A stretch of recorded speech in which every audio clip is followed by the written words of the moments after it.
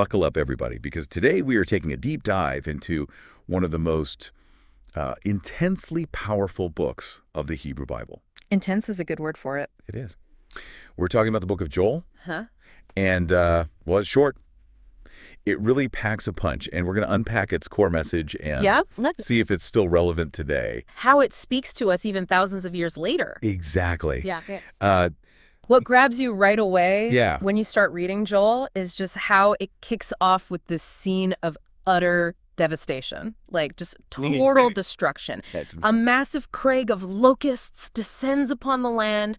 And, we got to try to put ourselves back then. You know, imagine what this would meant to the people in the ancient Near East. I mean, it's hard for us to even wrap our heads around it today, right? Like, we see locusts as kind of a nuisance. Right? Like, oh, there's a... Yeah, like, Oh, little swarm over there, no big deal. Yeah. But back then, this It was an existential threat. These locusts, they could wipe out entire harvests. I mean, we're talking famine. We're talking societal collapse.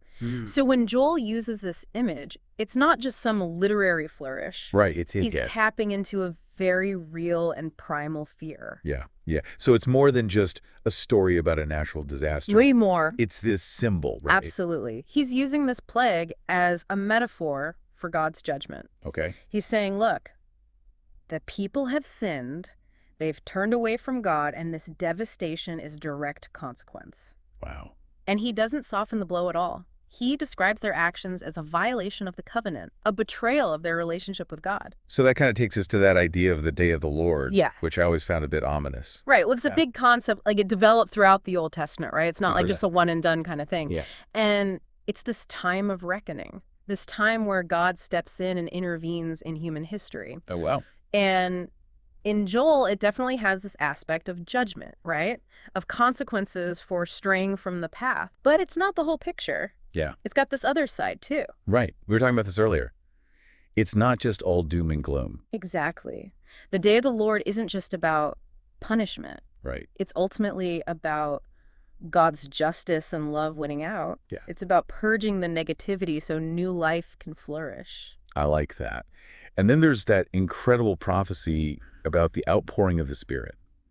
Yeah. Like, it's not just for the select few. Right. It's for everyone. Yeah. And that's what's so radical about Joel's message. He's saying there's going to be a time when God's Spirit isn't confined to, just prophets or priests, but is available to everyone. Yeah. Doesn't matter your background or where you come from. That's amazing. And this actually, it connects to what we see in the New Testament, too. Oh, absolutely. With the whole Pentecost event in the book of Acts. Yeah. It's like we're seeing this ancient prophecy come to life right in front of us. Totally. It's a powerful connection across time, for sure. Yeah. And then after all of this upheaval and judgment, Joel offers this vision of hope. Yeah. Of the land and the people being restored. He describes these fields overflowing with crops, rivers teeming with life, Yeah. and God dwelling among his people. It's a beautiful picture It is. of healing and renewal. Yeah. We go from this image of terrifying destruction Right. to one of incredible abundance. Yeah. Like Joel is saying, look, there are consequences to what we do, Right. but there's always a path back Yes. to God's grace and a chance for a fresh start. Exactly. And I think that's where the real challenge is for us today, right? I- Joel may be ancient, but it speaks to something timeless. Totally. This idea of our connection to the divine, the consequences of what we choose to do, and the possibility of finding our way back to right relationship. I like that. It asks us to look inward, look at our own lives, and ask those tough questions. Like, where have we strayed from our values? What needs to be cleared out so something new can grow? That's a powerful question. Yeah. It really is the book of Joel. It's not just some old dusty scroll. It's this mirror that reflects our potential for both good and bad. I like that. It's a reminder that even when things are tough, Yes. hope and restoration are still possible. Absolutely. And that's something worth thinking about. I think so too. It's worth thinking about where we can find those chances for a new beginning in our own lives. Yeah, absolutely.